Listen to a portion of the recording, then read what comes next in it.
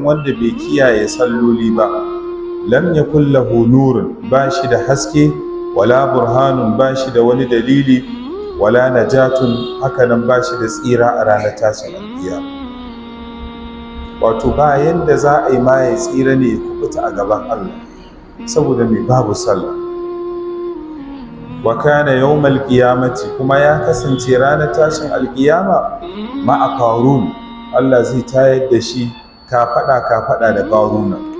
Wa fir'auna, Allah zai tayar da shi kafada da fir'auna. Wa haman, hakanan da hamana.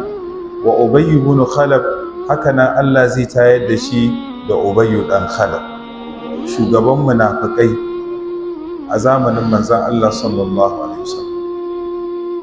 Rashin kiyaye sallah, a ce bawa an tayar da shi tare da wa'annan manya-manyan wa'anda suka kafirce wa Allah, wanda Allah sai da ya buga misali da su a cikin alkur'ani, amma sanadiyyan barin sallah da wasa da ita, ranar tashin alkiyama tare da su Allah zai tayar da shi. In ji manzon Allah sallallahu alaihi wasallam. Rawahu Ahmad, Imam Ahmad ya rawaito wannan hadisi.